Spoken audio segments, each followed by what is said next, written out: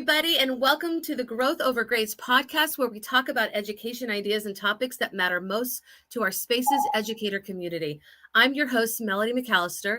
Episode 7 involves a conversation with two global giants bringing people together, and I mean students, educators, and families, in a way that empowers them when using digital citizenship to advocate for the Sustainable Development Goals, also known as SDGs. Marialice Curran, Ph.D., and Eugenia Tamez have been working and writing together. They have published a book with EduMatch Publishing called DigCit Kids, also co-authored with Marialice's son, Curran. They have founded the DigCit Institute, and for the month of October, you can see them making waves on social media with their global partners and communities that they hope to continue throughout the school year to use tech for good. Marialice, Eugenia, honored to have you two leaders to talk today. And before we get into your social media takeover for this month, how are you doing? And can you share the story of how you have become friends and partners in the digital citizenship journey? Wow. Yeah, Melody, what a great introduction. Thank you. It's wonderful to be with you today. And of course, yes, to be right alongside my friend and colleague, Eugenia. I happen to be in Connecticut in the United States. Eugenia is in Mexico, Monterrey, Mexico. Do you want to share how it all happened? Because we have our common denominator is a giant in the field of digital citizenship. Dr. Jason Oler is the reason why we are connected. Yeah, and everything started when I joined the webinar and see how Jason was sharing digital citizenship, and I was like, wow, I need to know about that. It just waking up my curiosity, and I said, okay, I need to learn more about that. So let me see what's in Spanish, and not a word in Spanish about digital citizenship. And I think it was 2012, 2011, somewhere way down behind. And so I repeated the webinar. I sent him an email and started getting in touch with him. And he invited me to join because he had a MOOC online about digital citizenship. So I joined and started learning and started sharing comments and all the homework that it was on the MOOC. And then I said to him, okay, there's nothing in Spanish. I don't know how to follow up on this one. And he told me, okay, so if there's nothing in Spanish, you need to start the conversation in Spanish. And I said, okay, so, and I said, okay, but how I will start this? Okay, start translating. If you love something about digital citizenship, if it's on my end, you have all my permission to just spread the news, and that's it. And we started going back and forth. He invited me to translate his newsletter, Big Ideas newsletter. And one day he told me, you know what? You need to know. I need you to introduce you to Marialice Curran. And I said, okay, sure, why not? And I told her, and I asked, okay, who is she? And he said, okay, she's in charge of the Digital Citizenship Institute. And I said, okay, what an honor. I'm gonna meet someone really, really important. And fast story forward, we met in San Francisco on Twitter headquarters. And from there, in 2016, it's been a whole adventure until today. Translating, sharing, events, DigCit summits, the book. Oh my God, I think that it's the most amazing journey that I've been through. And it wasn't even in my plans. And she's not only a mentor, she's my friend. And what's the best to work, collaborate, and be every day with your friend and changing the world? I'm the luckiest girl on earth. I love that.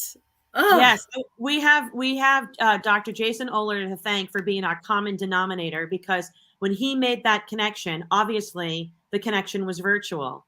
And that just continued to develop. And then we hosted a digital citizenship summit at Twitter headquarters in 2016.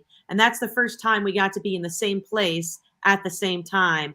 And then from there, I feel like we've just been able to continue to add layers professionally, personally, and really make some incredible impacts. Because what Eugenia does is she takes all of our programs and partnerships, and I mean, she is the leader in Latin America. I mean, she's in Mexico, but it's what she had said, that in the very beginning, that digital citizenship wasn't out there in Spanish. And so, and not only in Latin America, let me also say in these like virtual classroom connections, because, and I know we can share that during today, but where Eugenia is the point person to make these connections where classrooms anywhere, but one in particular here in the United States, learning Spanish to be able to connect with Spanish speaking classrooms around the world where they're learning English. I mean, a really powerful, I think to myself, if I ever had a language teacher that taught me a new language,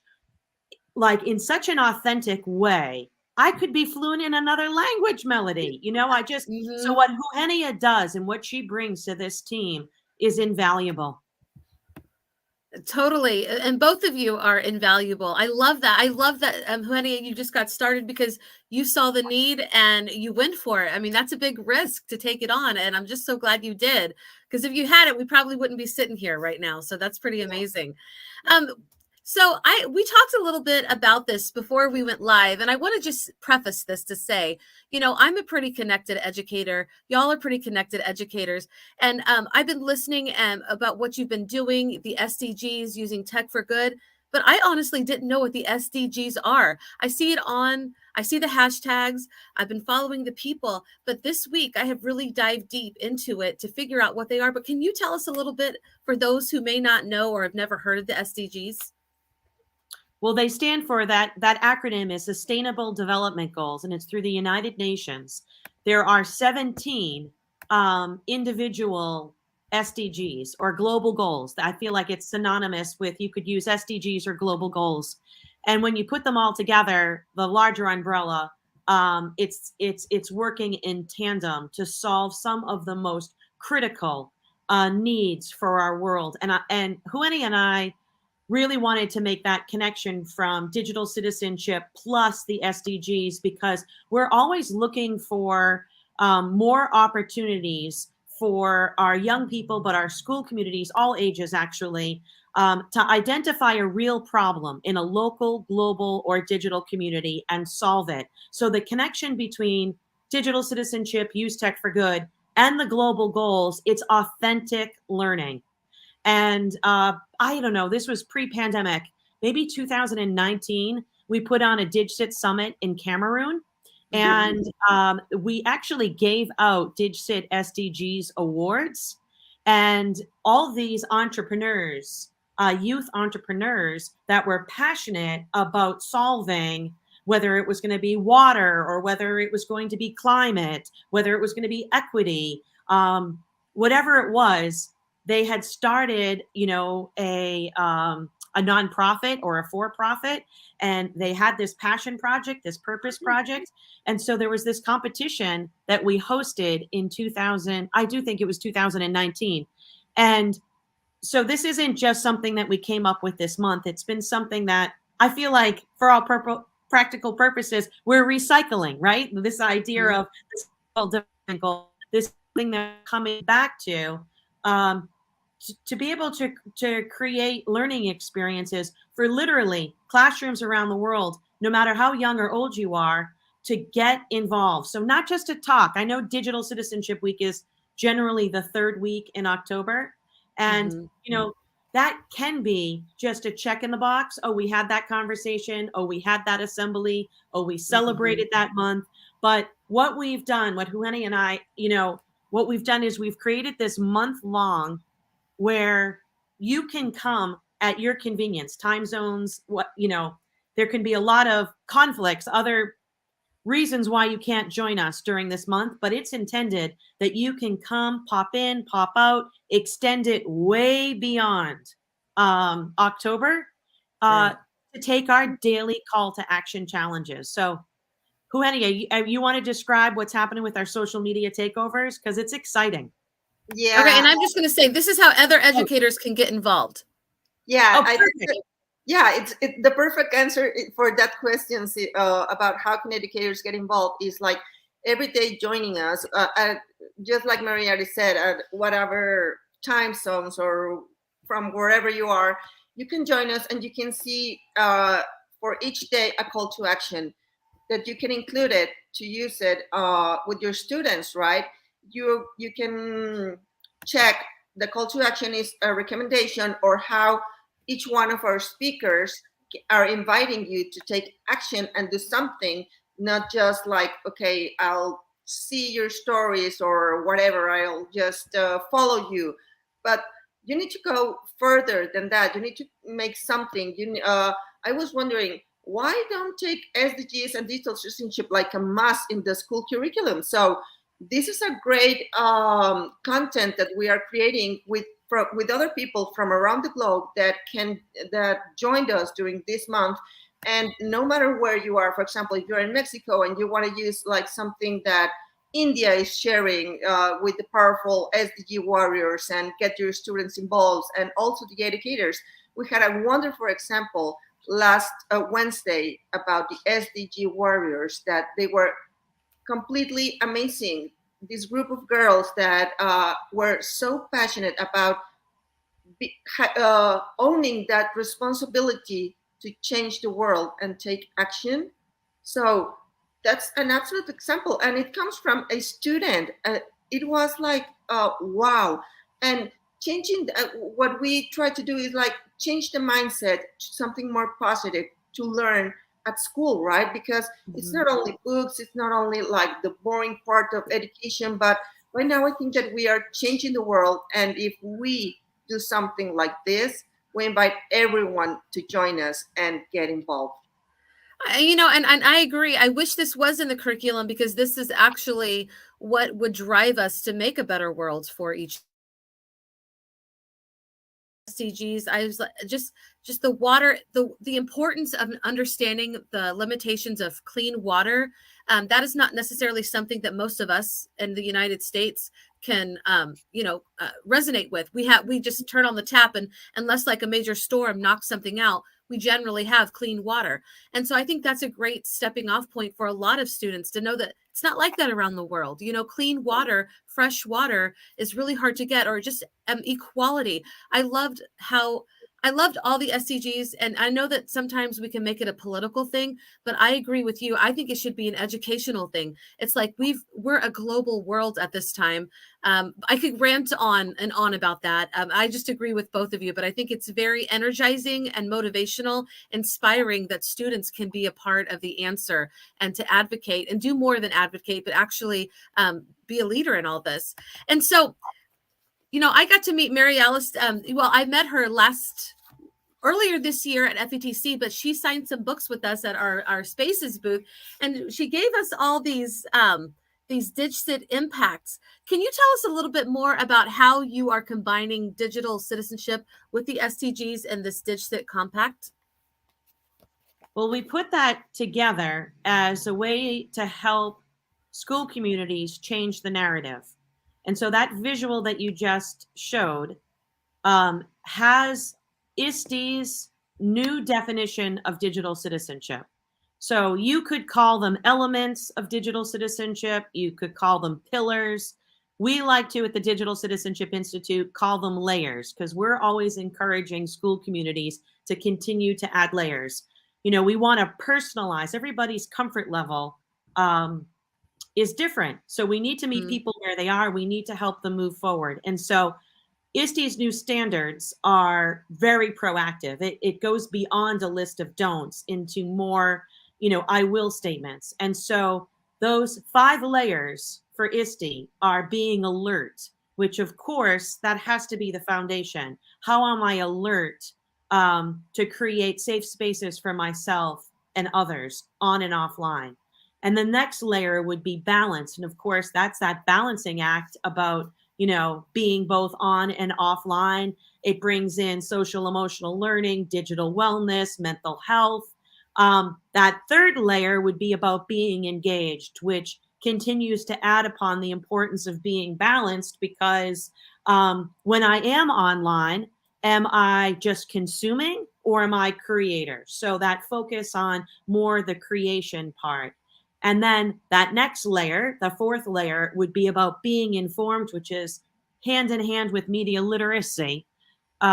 And if anything, this isn't just about what our young people need. This is like, no matter how young or old you are, these are, elements that we all need to be able to practice every single day. And then the last layer that ISTE has is about being inclusive. That brings in that equity and diverse lens. But again, those five, are part of changing the narrative into something more proactive. And what we've done is we don't want to just talk about those things. We want to put them into action. So, the Digital Citizenship Institute, we work with school communities around the world to create learning experiences for an entire school community. So not just the students or the parents, but the family, how you introduced us before. And we bring the outside community to learn with the students. And so our sixth layer is becoming an impactor. And that is that visual. We want to put those layers into action so that we are making a positive impact in local, global, and digital communities. Eugenia is holding up the stone. We like to use that image of like skipping rocks and that ripple effect, creating positive ripples, because our words and our actions matter. And all it takes is one person to stand up and want to be part of that change that narrative, make that positive impact. And that's, I feel like, why we connected it, the SDGs with digital citizenship. Specifically, that's our theme for this particular year. Yeah, like how are you going to take action to change the world? And the SDGs are like the perfect guide to do it. You have specific actions, you have specific goals, where to go, and that you will truly make a difference and make it count and be an impactor. And as I said in Spanish, sea un agente de cambio. You have to make it happen, and you have the perfect guide. You have the tool, digital citizenship, the technology, and then you have the guide, which are the SDGs. So perfect combination. Wow. I could listen to you ladies speak like, I just, you bring about the best part of why it is so important to learn and have knowledge and to put it into practice, not just to read out of a textbook and, answer multiple choice questions. But this is the heart of why education matters so much. And I love how you're bringing the families in. I can't say enough. And just the way that young people, number one, they don't have to wait to grow up to make change or to cause ripples. They are also teaching the older generations who may not be as in touch. This is still new for all of us, but I love it. And I think it's wonderful what you're doing. Eugenia, you went live like 9 times yesterday. Can you tell us a little bit about this social media takeover? Yeah, well, we invited a lot of educators and associations or whoever want to join us, right? Like someone who was interested in collaborating with us and sharing how they are using technology for good with the SDGs. Even if they got only the idea, okay, that's a good idea, I want to make it happen, I want to do something. If you don't have like a project already working, you can join us. But yesterday, it was kind of special because we went live like 7 times, but in Spanish. And it was like regarding several SDGs and some at the same time, and with associations. And I had the last one in particular was like really shocking for me. It was about I don't know how to say it in English, but it's about trata de personas. It's like how people can get caught in technology and then sold in different parts of the world. Oh, trafficking. Yeah, traffic. And it was like getting that awareness in people and kids that, okay, you need digital citizenship, you need to be prepared because this exists. And it was with an association right here in Mexico, in Guadalajara, and it was like really heart touching, like this is happening. So it totally moved me, like, okay, sometimes if I get tired or if I don't want to be like, okay, it like just reassured me that my mission, it's the correct one, and it totally moved my heart. And these stories that we are changing in somehow in particular ways with different SDGs are totally heartwarming. It has that special ingredient of bringing the human part into the technology, and that's what we do to humanize the person that is behind the screen. So I love how things are coming. We've just been through week 1, but each story is really special. Sometimes are with children, sometimes are with educators, sometimes we also, Marialice joined one of them. It was with a teenager. She's a digital citizenship coach in Mexico. So she's a teenager, and she was telling us how young girls approach to her and ask her what to do on their digital lives, how to communicate with parents, and it's a variety of topics, but each one is truly heartwarming and has a special ingredient. Mm-hmm, for sure. I just have to jump in there and just say, going off of the heart, in creating these learning experiences, we really want to be able to model leading by hand, heart, and mind. And, to get involved, yes, join us for the month of October, but this is beyond October, right? This is our way to celebrate that Digital Citizenship Week, which, we've made into a Digital Citizenship Month. And kind of to go back to like, where do I start? How do I get involved? We personalize that learning experience. So wherever your comfort level is, like I did some professional development with a school district yesterday afternoon, and they asked, do you use X, Y, and Z curriculum? Mm-hmm. And I'm not going to say the X, Y, and Z curriculum, but I just said, no, we don't. That doesn't mean that it's not a great starting point for, wherever people are feeling comfortable, you find your starting point. But what we want to do with that hand, heart, and mind is digital citizenship shouldn't just be an add-on. It should be the foundation. So whether it's going to be talking about the SDGs or STEM or maker spaces or esports, I mean, whatever the content is, if you had digital citizenship as the foundation running through everything that you do, then we're really going to make an impact, a positive impact, those ripples in our own local communities, global communities, and digital communities. And the only way to do that is to really create these authentic learning moments where our young people can pick up and really, dig deep into these passion and purpose projects. And that's what we hope, that this month is just the start of some incredible projects, because I don't know, can we make an announcement on with you? Yes, please. Okay, so last June, you were part of it. Last June, we hosted a day of conversations, connections, and building community. The day was designed specifically around New York's State Department of Education's new initiative around civic readiness, which we feel it goes hand in hand with digital citizenship.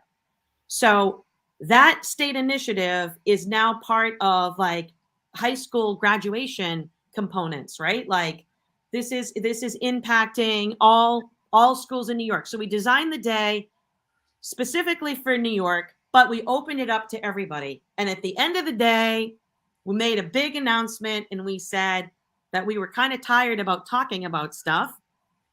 This time next year, we are going to host a live student showcase so that we can show what this looks like in action. So really, the idea started that in June.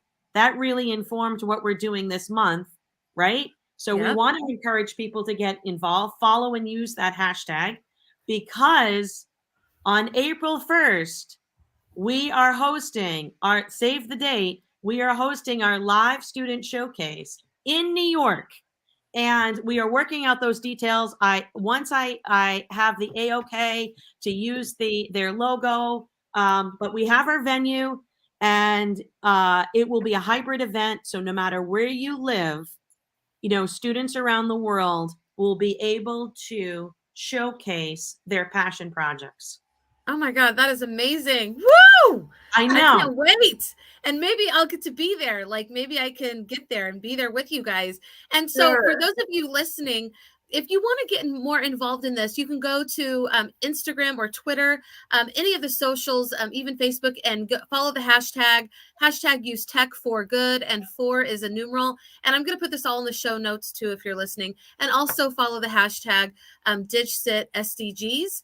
You can find the Digital Institute, DigCit Institute on Instagram, and that's where Marialice and Eugenia are going live a lot on Instagram. That's where a lot of this is happening. But of course, you can find them on Twitter as well if you follow those hashtags. That's a great, and we actually have a listener from Germany today. Hello. Oh my goodness. Thank you for joining us. We're so glad you're here. And guess what? For the person joining us from Germany, just like Eugenia, she is inviting, Spanish-speaking communities to get involved in this critical conversation. We would love if you would lead that charge and bring in more German-speaking communities to come and be part of this use tech for good, that DigCit plus, in combination with the SDGs. So we hope that we can continue to learn with you. I love that. So, our German friend, or maybe they're, we don't know if they're actual German. I don't know who they are because it just says Facebook user, but you have, hopefully that will inspire you. I love this. So you guys are having a live student showcase on April the 1st, and the kickoff is all this month. If you follow Marialice and Eugenia or the DigCit Institute, whether it's on Twitter or Instagram, and you're on Facebook as well, correct? Yes. Yeah. But the biggest part of it is on Instagram, the biggest, all the lives and stuff. Yes. There's so many ways that you can get involved in this. And then we're going to even though we focus and spotlight it in October, we don't want this to go dead when November comes around, okay? When the holidays come around. We want this to be something that inspires your students and keeps them involved and growing and learning all year long. Oh, it's Ron. Oh my gosh. Hey, Ron. I was so glad you joined us. He is a global leader, so he actually could do quite a bit in Germany, and we can talk Ron. He's joining in for those who are listening and who are like, what is she talking about? It's Ron, Ron Moraine from Germany. So we will talk later. But yes, follow these wonderful leaders that we are talking to today. And ladies, we are getting close to our time, and I want to respect that. And as deeply involved as you are in DigCit and SDGs and all of this, I also always want to ask my guests, what is one piece of wisdom you'd like to share with our educators or anybody that's listening? And this can go with the subject that we're talking about, or this can just be something that's on your mind and in your heart because of the world that we're living in. But before we close, I just wanted to ask each of you to share something that you would like to share with other educators. I think that what I like to share is that educators, I know that sometimes they do it for work, sometimes they get tired, but to remember every day, and that's why I have my stone around here. What kind of impact do you want to do or have with your students every single day? Because we know that the teaching lessons don't stop when kids leave school. Okay, what are you going to teach your kids, or what are you going to share with them each and every single day, no matter the lesson, no matter if it's in recess or during a break, I don't know. But how, as an educator, are you going to be with your students, and how are you going to encourage them to be also a ripple of good in this world? I love that. Yeah, and if I were going to add anything to that, it would be that you don't have to be an expert. If you're that, educator or that parent or caregiver or grandparent, you don't have to be an expert. All you need is this willingness and disposition to say, I am a learner first and foremost, and I want to learn alongside you. I want to learn with you. And whether that's you're learning with your students, you're learning with your child or teen, you're learning with your colleagues.